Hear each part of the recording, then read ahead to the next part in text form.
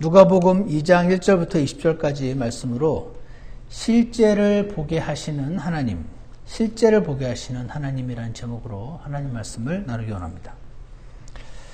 실제를 보게 하신다는 말은 실제 어떤 뭔가가 있는데 그게 우리 눈에 잘 안 보여요. 왜냐하면 우리는 이 피지컬한 눈을 가지고 우리 눈앞에 당장 펼쳐져 있는 현실을 보는 존재들이기 때문에 그렇습니다. 하나님의 은혜가 있으면 이 현실에 가려져 있는 하나님의 어떤 실제를 하나님께서 우리에게 보게 해 주실 줄 믿습니다. 오늘 여러분 잘 아시는 몇 주 전에도 제가 이 말씀으로 하나님 말씀을 전했었는데 지금 시기는 로마 제국 시대입니다. 지금 이스라엘은 로마의 식민지인데요. 아우구스투스 황제가 칙령을 내렸습니다. 모든 사람이 조세, 세금을 내야 되니까 등록을 해라. 그래서 자기 고향으로 갑니다. 각자가 다 고향을 찾았고 모든 사람들이 고향을 찾아갔고 현재 그 예루살렘의 한참 북쪽에 있는 갈릴리 나사렛에 살고 있었던 요셉이라는 사람이 자신의 약혼녀 마리아를 데리고 고향에 가서 등록을 해야 되니까 본적지 호적을 등록하기 위해서 고향 베들레헴으로 향했습니다. 근데 마침 이 사람의 아내인 마리아가 임신 중이었는데 거의 산딸이 다 되었을 상태였습니다. 베들레헴에 힘들게 도착을 했을 때는 이제 아기를 출산해야 될 때였습니다. 근데 여러분 아시는 것처럼 문제가 생긴 것이 갑자기 내려진 칙령으로 인해서 많은 사람들이 호적 등록을 하기 위해서 자신의 고향으로 막 가다 보니 빈 숙소, 요간방을 찾는 것이 아주 어려웠다고 합니다. 그래서 요셉은 자신이 곧 지금 막 아마 내려오는 도중에 이제 곧 아기가 나올 것 같은 그런 상황이 되었겠죠. 태어날 아이를 그래도 낳을 수 있는 방을 막 구하려고 하는데 헛수고였습니다. 그래서 아마도 여관 주인에게 막 사정을 해서 아직 짐승들이 거기 있는, 짐승들이 쉬고 있는 마구간이나마 간신히 이렇게 겨울에 이슬을 피할 수 있는 그런 공간으로 간신히 지금 얻은 상태인 것입니다. 거기서 아내 마리아가 아들을 낳았습니다. 그 장소는 마구간입니다. 짐승들이 쉬고 있는 공간입니다. 아마 분명히 냄새도 났을 것이라고 생각합니다. 정확히는 모르지만 그다지 청결하지 않았을 것이라고 생각합니다. 아기가 태어났고 성경을 보면 마리아는 이 아기를 포대기로 잘 싸서 말 구유에 눕혔다라고 되어 있습니다. 왜냐하면 어딘가에 눕혀야 되는데 땅에다가 둘 수는 없고 여기 만들어 놓았잖아요. 이게 뭐죠? 구유. 구유가 뭐죠? 밥그릇입니다. 말 밥그릇. 여기밖에 지금 아기를 누일 데가 없었던 것입니다. 여러분이 아기 엄마라고 생각해 보시면 어떠셨을까요? 마리아는 얼마 전에 아기를 이제 10달쯤 전이겠죠. 아기를 가질 그 무렵에 하나님으로부터 약속을 받았습니다. 어떤 약속이냐면 누가복음 1장에 있는데 너에게서 태어날 아이가 크게 될 거라고. 가장 높으신 이의 아들이라고 불릴 것이라고. 다윗의 왕좌. 왕 자리를 말하는 거죠.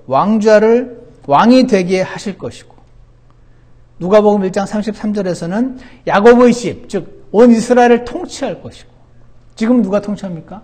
지금은 로마 황제가 통치하고 있죠.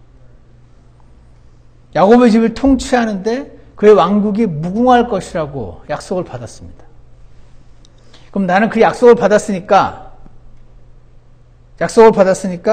그 약속들로 인해서 지금 이 말 구유의 아기를 높일 때까지 굉장히 해피했을까? 어땠을까요? 추측이지만 안 그랬을 것 같습니다. 사람이라는 게 아무리 기적적인 현상을 봤어도요, 하루 이틀 지나면 잊어먹는다고 해야 될까요? 진짜 그런 말 들었던 게 맞긴 맞나? 이런 생각이 듭니다. 홍해의 기적, 홍해가 막 바다가 쩍 갈라지는 기적, 양옆에 막 물이 세워져 있고 거기를 통과하는 기적을 통과했어도 3일만 지나면 그런 기적을 내가 겪었었나 하는 것이 사람이죠. 그러니 이런 약속을 들었어도요, 아기를 이런 허름한 데서 누울 곳도 없어서, 여기 막 지금 이렇게 깨끗하게 돼 있지만 말이 뭐 깨끗하게 먹겠습니까? 막 침도 흘리고 더러웠을 거라고 저는 생각합니다. 그거를 최대한 닦았겠죠. 닦아봤자 거기에 탯줄은 어떻게 또 산파도 없이 의사도 없이 갑자기 깨끗한 망도 아니고 마구간에서 저기 마구간 말들이 막 히힝거리고 있고, 그걸 막 닦아서 짚을 놓고 아기를 낳은 다음에 탯줄 어떻게 끄는지 모르겠지만 누였다. 이렇게 지금 되는 겁니다. 어떤 분이 이런 말씀도 적어 놓으셨더라고요. 이런 생각도 했을 것 같아요. 도대체 내 남편 요셉의 가족과 친척은 모두 어디 있나? 추측이지만 어떤 사람은 본적지를 떠나서 살고 있지만 어떤 사람들은 본적지 그대로 살고 있는, 고향에 그대로 머물고 있는 사람들도 있었을 거 아니에요. 그리고 요셉의 가족들이, 친척들이 다 뿔뿔이 흩어져 살고 있었지만 이 칙령으로 인해서 다 모였을 거 아닙니까? 그래서 그렇게 생각을 해보면 그들도 분명히 베들레헴에 왔을 건데 살고 있었던 사람이 있을 수도 있고, 왜 거기 살던 이들은 이들을 안 받아줬을까요? 혹시 가족들로부터 환영받지 못한 건 아닐까요? 왜? 왜 환영받지 못했을까요? 물론 다 추측입니다. 아직 결혼도 했는데 아기를 가진 애들. 에휴, 안 돼. 당연히 아기가 태어나는 거면요, 가족과 친족의 아주 지극한 축하를 받고 그렇게 태어나야 맞죠. 산모는 지친 몸에 쉼을 얻고 아기를 낳고 나서요. 근데 마리아가 지금 아기를 낳았을 때는 가족도 없고, 요셉의 가족, 남편 시댁 식구들 가족도 없고, 시댁 식구들 없는 더 나은가요? 어쨌거나 아이를 낳은 후에 지친 몸을 쉴 수도 없고, 아기만 저기 눕혔다 그랬지 마리아 본인도 어디 눕긴 누웠겠죠. 짚을 이렇게 모아가지고 막 간신히 누웠을 거라고 생각합니다. 구유, 짐승들의 여물통을, 밥통을 잘 닦은 다음에 저 안에 짚을 넣어서 아기를 눕히고 바닥에 아마 잠시나마 눕지 않았을까. 어떤 기분이었을까요? 여기 아기를 두기를 막 주저하지 않았을까요? 여기 아기를 넣을 때 불안하진 않을까요? 왜요? 짐승 밥통이니까. 밤에 자고 있는데 짐승이 저기 있다가 배고파서 지 밥인 줄 알고 와서 이렇게 하면 어떡하나요? 깨물면 어떡하죠? 짐승의 이 구유, 여물통에 누워서 새근새근 잠들어 있는 아기를 보면서 이 어머니로서 마리아는 이런 생각을 했을 것 같습니다. 저는 얘가 정말 하나님 아들 맞나? 근데 사실 마리아는 그런 생각하면 안 되죠. 본인이 알잖아요. 본인이 남편 요셉과의 관계가 아니라 그냥 하나님의 성령님의 능력으로 잉태했음에도 불구하고 일단 낳았잖아요. 그리고 막 이 상황이, 사람은 현실 앞에 이 불편하고 어두운 비참한 이 현실 앞에 그냥 이렇게 수긍하게 되는 경향이 많기 때문에 얘가 정말 하나님 아들 맞긴 하나? 정말 이 상황이 지금 하나님이 계획하신 상황인가? 이런 생각을 했을 것 같습니다. 왜 갑자기 하나님은 천사를 보내서 내 삶을 다 흔들어 놓으시나? 저는 이런 생각이 많이 들었을 것 같습니다. 그냥 나는 대단한 삶 원치 않아요. 나는 그냥 정상적으로 사랑하는 남자와 약혼해서 결혼하고 그 다음에 아기 가져서 온 가족을 축복 속에 낳고 그렇게 키우고 싶어요.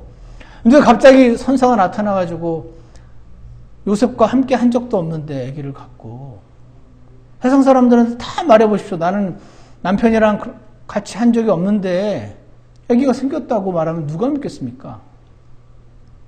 처녀도 애를 뵈면 할 말이 있다더니 그러지 않겠습니까? 세상 사람들이. 왜 이렇게 내 삶을 흔들어 놓으시나? 왜 내 삶에 들어오셔가지고 이렇게 막 엉망으로 만들어 놓으시는 건가? 나는 왜 의사도 없이, 산파도 없이, 가족의 축복도 없이 마구간에서 아기를 낳아야 되나? 왜 그렇죠, 하나님? 이렇게 물었을 것 같습니다. 여러분, 이 마리아의 갈등이 혹시 여러분에게도 익숙하진 않으신가요? 여러분도 이런 비슷한 질문을 하나님께 던지신 적이 없으신가요? 왜 갑자기 내 삶에 이렇게 꼬이게 만드시는 것 같아요, 하나님? 왜 그러셔야 되죠? 제가 뭘 그렇게 잘못했나요? 막 이렇게 하신 적 없으신가요? 보통 이렇게 내가 계획했던 방향대로 뭐가 잘 흘러가면 하나님이 축복하시는 것 같지 않으신가요? 내가 계획은 이렇게 했는데 자꾸 계획이 어그러지면 뭔가 지금 문제가 있는 것 같이 느끼지 않으시는가요? 계획했던 것과 다르게 일이 꼬이면은요, 우리 인생은 그럴 때가 있습니다. 실제는 지금 하나님이 몇천 년 전부터 계속 예언하신 이 하나님의 아들을 이 세상으로 들여오시는 지금 중인데, 거기에 지금 다음 주면 아마 우리 아이들이 이 예수님의 탄생을 아마 또 찬양을 하고 뭐 그런 시간이 있는 걸로 알고 있는데, 2000년 동안 계속해서 이 하나님을 사랑하는 이들이 계속해서 이 찬양하는, 이 찬양의 연극도 하고 막 그러지 않습니까? 이 스토리를 가지고. 거기에 주인공이 마리아인데, 사실은 그런 영광스러운 존재임에도 불구하고 실제는 영광인데 현실은 너무 꼬인 듯한 그런 일일 수가 있는 것이죠. 사람은요, 그래서 실제와 현실을 잘 분간을 못할 수 있습니다. 실제는 영광인데 지금 현실은 되게 비참하게 보일 수가 있는 것이죠. 마리아가 그랬습니다. 마리아가. 이 아이가 지금 태어나는 것이 이사야서 9장이니까요. 지금으로부터 이 지금 예수님이 태어난 이 시기부터 700년 전에 예언이 되어 있습니다. 700년이면 지금이 2000년이면 700년 전이면 1300년이잖아요. 그러면은 그때는요, 임진왜란도 전이에요. 굉장히 오래된 사건이죠. 그 시기에 이 아이가 태어날 거라는 예언이 있습니다. 이는 한 아이가 우리에게 태어났고 한 아들을 우리에게 주셨는데 그 어깨에는 정권이 놓이고, 정권, 왕이라는 뜻입니다. 그 이름이 강하신 하나님. 그 이름이 하나님이라는 겁니다. 여러분 상상해 가십니까? 솔직히. 하나님이 갓난 아기로에게도 피어진 겁니다. 그냥 vulnerable. 와서 짐승이 그냥 물면 죽습니다. 찬데 내보내 보십시오. 죽습니다. 젖 안 주면 죽습니다. 하나님이 그런 신분으로 지금 오신 거죠. 평화의 통치자라 할 것이기 때문이라. 그의 정권과 화평의 번창함이 끝이 없으며 그가 다윗의 왕좌와 그의 왕국 위에 군림하여 그것을 정비하고, 이런 이사야서 9장 6절 7절 말씀이 지금 이 상황을 예언하고 있었는 것이 실제인데 마리아의 눈에는 그렇게 안 보였을 것입니다.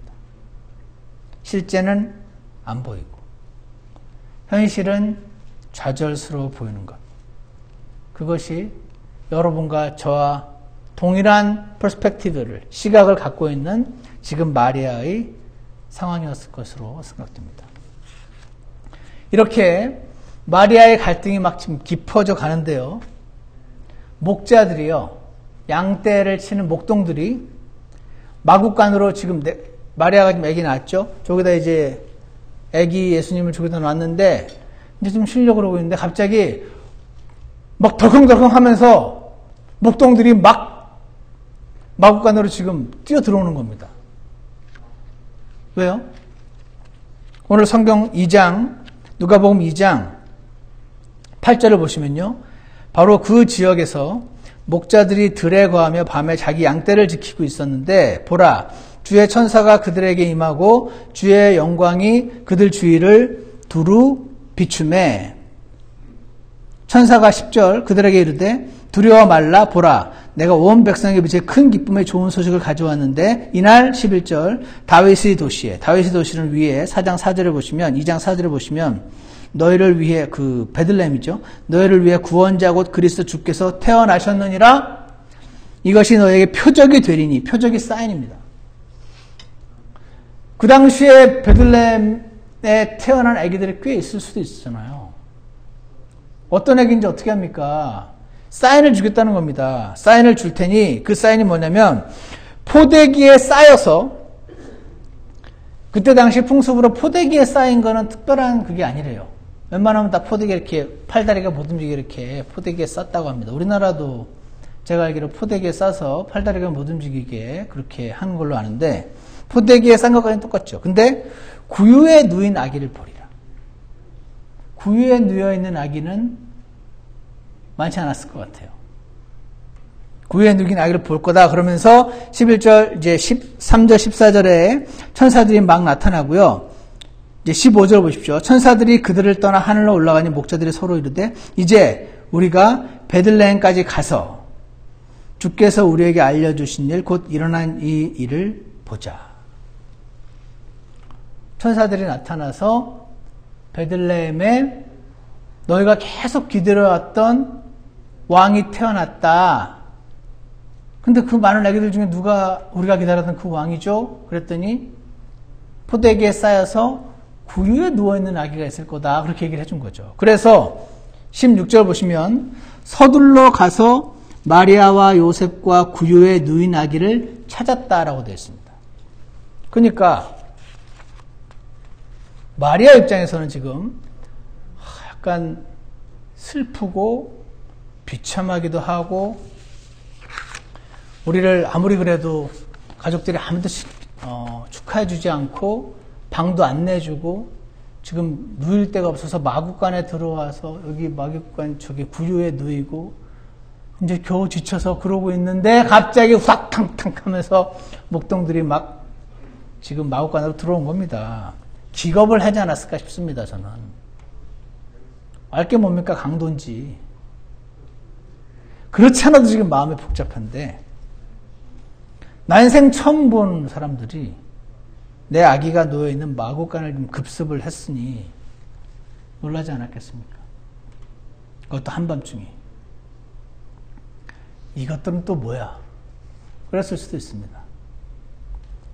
그래서요, 이 허름한 차림의 목자들이 구유에 포대기에 쌓여 누워있는 아기를 보고 있다, 진짜 있다, 구유에 누워있네, 할렐루야, 그러고 외칩니다. 이게 무슨 일인가 싶었을 겁니다. 그러면서 이 목동들이 자기들이 천사들로부터 들은 얘기를 지금 마리아에게 들려줍니다.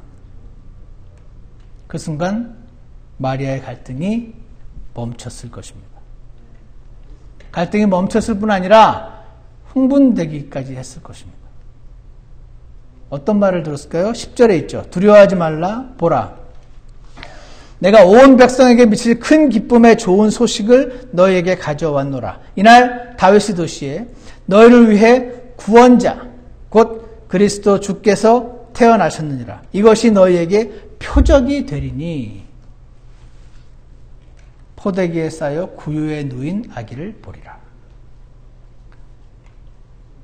목동들이 막 구당탕탕 하면서 들어와서 이 마리아에게 전해준 소식은 지금 살짝 우울한데, 아기가 태어난 기쁨은 있겠지만 온 세상의 구주가 태어났다는데 말 구유에 누워있다던데 저기 있네요 하고 온 겁니다.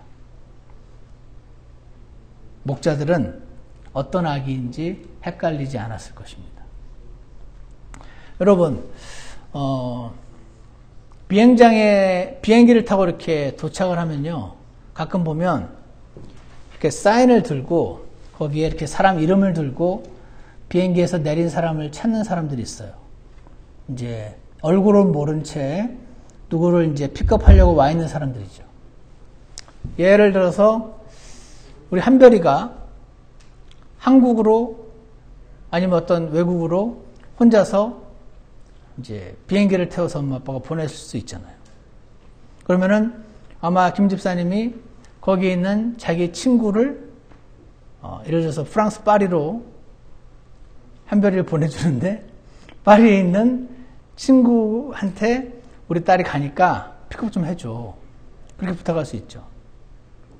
그럼 그 친구는 지금 같으면 이렇게 사진도 보고 카톡을 보내주고 하면 되겠지만 예전 같으면은 이제 친구 딸이 오긴 오는데 이름만 안다고 쳐요.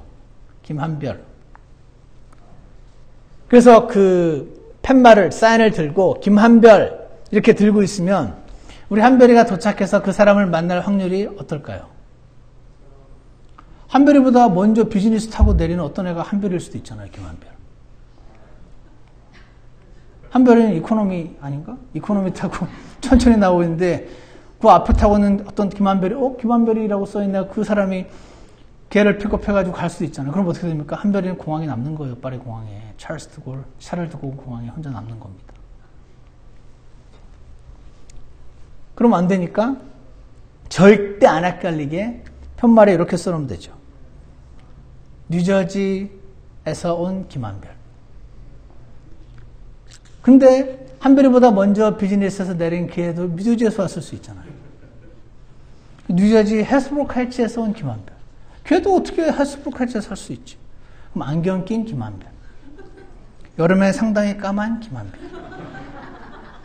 머리는 긴데 투톤인가 같은 그거인 김한별. 언니 이름은 김새별인 김한별. 뉴저지 중앙침례교회 멤버인 김한별. 이게 뭡니까? 지금 이 조건이 거기에 써있는 조건이 많아질수록 한별이가 거기 공항에 혼자 덩그러니 남게 될 확률은 줄어들죠. 거기 마중 온 사람이 한별이를 헷갈릴 확률은 점점 줄어드는 겁니다. 그게 뭡니까? 그게 사인입니다. 창세기 12장 3절에 보면 갈라디아서 3장 16절과 함께 앞으로 유대인들을 독립시켜서 옛날에 다윗의 왕국같이 놀라운 왕국을 만들 왕이 오실 건데 그분은 아브라함이라는 사람의 후손이다라는 말씀이 적혀 있어요. 창세기 49장 10절에 보면 아브라함의 후손들 가운데 유다 지파에서 그 왕이 올 거다라는 말이 적혀 있어요. 사무엘하 7장에 보면은 그 유다 지파 안에서도 다윗이라는 사람은 후손이어야 된다는 말이 적혀 있어요. 이사야서 53장 7절에 보면 그때 그 사람은 고소를 당하는데 한마디 변명도 하지 않고 그냥 당하는 사람이다라고 적혀 있어요. 이사야서 53장 8절에 보면 고소를 당하는데 정당한 재판도 한번 못 받아보고 죽는다고 적혀 있어요. 이사야서 53장 9절에 보면 고소를 당해서 사형을 집행을 당하는데 강도와 함께 사형을 집행을 당할 거라고 적혀 있어요. 이사야서 53장 9절에 보면 죽어서는 부자의 무덤에 묻힐 거라고 예언이 되어 있습니다. 스가랴서 9장 9절에 보면 예루살렘에 들어올 때 나귀를 타고 들어올 존재라고 적혀 있습니다. 마태복음 12장 40절에 보면은 요나처럼 3일 밤 3일 낮, 요나가 3일 밤 3일 낮을 고래 뱃속에 있었다가 고래가 토해내서 살아났던 것처럼 3일 밤낮을 땅의 심장 속 무덤에 갇혔다가 다시 부활할 사람이라고 적혀있고 미가서 5장 2절에 보니까 출신이 베들레헴 유다에서 태어날 거라고 적혀있고 누가복음 2장에 오니까 태어났는데 말 구유에 누워있는 아기라고. 이거를 다 만족시킬 사람을 찾게 사인으로 주신 거죠. 왜요? 절대 안 헷갈리게 하려고. 혹시 딴 사람 자기 구원자인 줄 알고 따라가지 않게 해주시려고 이렇게 사인을 주신 것입니다. 표적이란 게 이런 겁니다. 안 헷갈리게. 알아보라고. 그래서 사도행전 4장 12절에 다른 사람 안에는 구원이 없나니.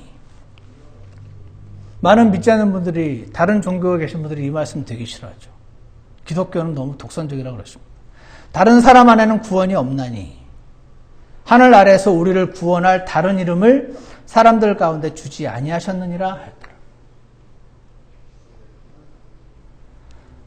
다른 사람에게는 구원이 없고 사람을 구원하실 존재는 오직 예수님인데 그가 누군지 절대로 안 헷갈리게 하려고 아브라함의 후손, 유다의 후손인데 다윗의 후손인데 변명당하고 죽고 공정한 재판도 못 받고 죽고 강도와 함께 사형제 평당할 거고 부다의 무덤에 묻힐 거고 예루살렘에 나귀를 타고 들어올 거고 죽었다가 3일 만에 살아날 거고 베들레헴 유대에서 태어나는데 구유에 누워있을 아기.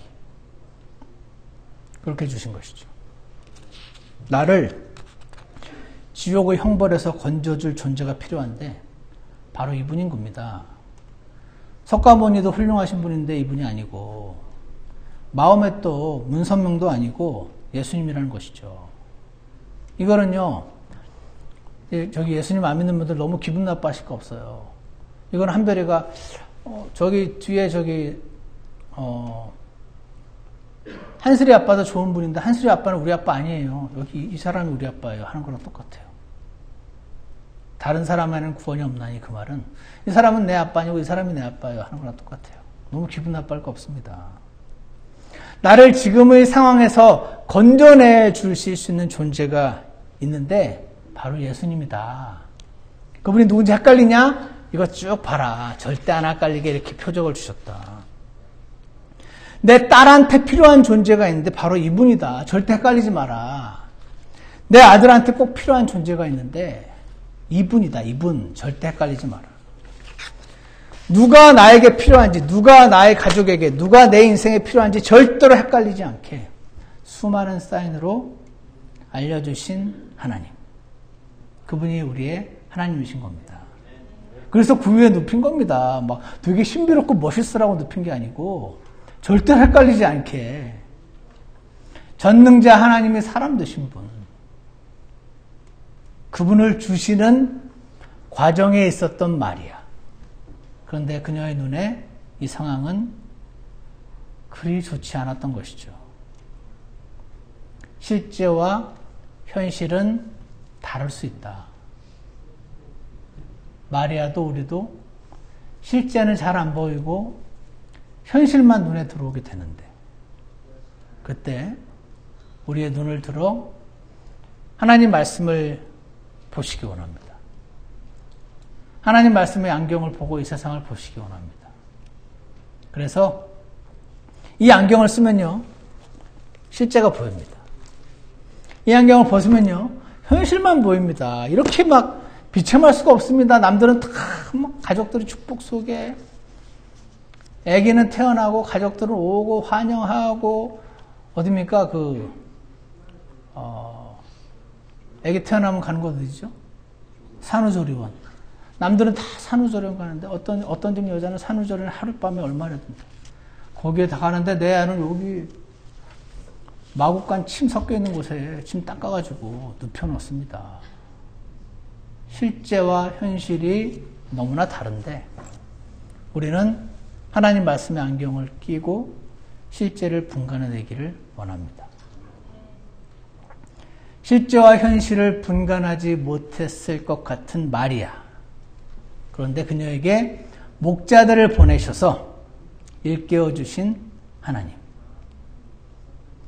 여러분과 제게도 이런 목자들을 보내주실 줄 믿습니다. 성경을 보시기 바랍니다. 연말이잖아요. 열심히 보시면 기프트카드도 드립니다. 하나님 말씀의 안경을 끼시고 이 세상을 제대로 보셔서 현실에 현혹되지 마시고 영적인 실제를 바라보시게 되는 저와 여러분이 되시기를 축원합니다. 기도하겠습니다. 선하신 하나님 아버지, 오늘 저희에게 이 크리스마스 시즌을 맞아서 신비로운 어떤 동화 속의 이야기가 아니라 실제로 우리 삶에 들어오셔서 우리 인생을 바꾸시고 이 처절한 현실 가운데 하나님의 영광을 따를 수 있도록 은혜를 주시는 하나님을 이 시간 기억하며 감사합니다. 오늘 상상의 이야기이긴 하지만 마리아가 생각했을 이 상황을 통해서 목자들을 통해서 전달받은 그 이야기가 사실은 실제였음을 깨닫고 많은 사람들은 이상히 여기는데 마리아는 그 말을 듣고 잘 생각하고 가슴속에 간직했다는 말씀을 오늘 우리가 보았습니다. 우리 또한 현실이 눈을 가려서 영적인 실제를 보지 못할 때가 많이 있지만 주님 저에게 은혜를 주셔서 하나님 말씀의 안경을 끼고 이 세상을 보게 하여 주시기를 간절원합니다. 나에게, 내 가족에게, 내 아들, 딸에게, 내 삶에 가장 필요한 분이 주 예수 그리스도라는 사실을 기억하게 도와주시고 하나님 말씀을 통해서 그분께 나아가고 그분과 동행하는 저희 모두가 될 수 있도록 인도하여 주시옵소서. 예수 그리스도 이름으로 기도드렸습니다. 우리 다 같이 일어나셔서 찬송가 93장 오 베들레헴 작은 골 함께 보시겠습니다.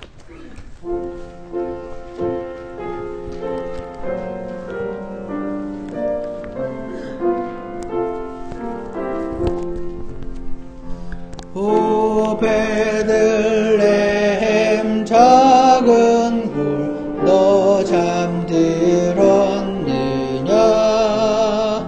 별들만 높이 빛나고 잠잠히 있으니 저 놀라운 빛 지금 캄캄한 이 밤에 온 하늘 두루 비친 줄 너 어찌 모르나 온 세상 모든 사람들 잠자는 동안에 주 그리스도 아기가 탄생하셨도다. 저 새벽 별이 홀로 그 일을 아는 듯 밤새 그게 한 일을 말없이 보았네. 3절 양떼를 치던 목자들 그 양을 지킬 때 주님의 천사 나타나 큰 소식 전했네. 이날에 나신 아기 만민의 구주라. 베들레헴 작은 구유 그 아기 누셨네. 우리 잠깐 기도하는 시간 갖겠습니다. 오늘 하나님 말씀에서 마리아가 겪었을 수도 있는 실제와 현실을 분간 못하는 그런 일들이 우리 삶에 너무나 많이 일어납니다.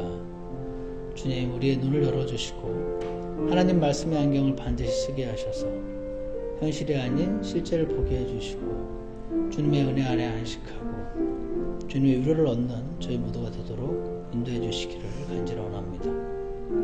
우리에게 많은 사인을 통해서 흔들림 없이 우리에게 필요한 분이 누구인지 알려주신 하나님께 오늘 우리가 나아가기 원하오니 잃어버렸던 주님을 만나게 하시고 주님 앞에 안식을 누릴 수 있도록 축복하여 주시옵소서.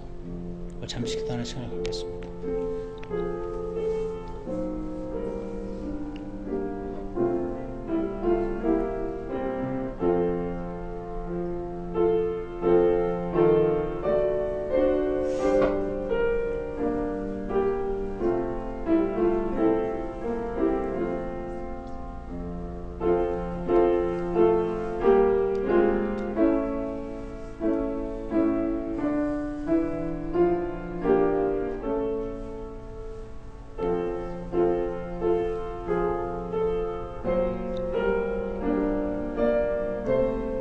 기도 끝나신 분들은 함께 4절 하시겠습니다. 수많은 하늘 군대가 천사와 울러 주 하나님을 노래로 찬송해 가로되 저 높은 하늘 주께 영광을 돌리고 이 땅의 모든 사람은 평안을 얻으라. 하나님 아버지, 양떼를 치던 그 목자들에게 하나님의 영광의 소식을 전하시고 그들의 음성을 통하여 이미 하나님의 음성을 알고 그 약속을 들었지만 여전히 현실의 벽에 좌절할 수 있었던 마리아를 깨우치시고 새롭게 하신 하나님 은혜를 기억하며 감사합니다. 하나님 아버지, 저희들의 눈을 열어주시고 하나님 말씀의 안경을 통하여 현실이 아닌 실제를 보는 눈을 열어주시고 주님의 십자가 아래 거하는 자들 되도록 인도해 주시기를 간절히 원합니다. 저희들에게 주신 그 많은 사인을 살펴보고 나에게 필요한 분이 누구인지 깨닫게 하시고 그분 앞에 날마다 매 순간마다 나아가는 저희가 되도록 인도하여 주시옵소서. 예수 그리스도 이름으로 기도드렸습니다. 예배를 마치겠습니다.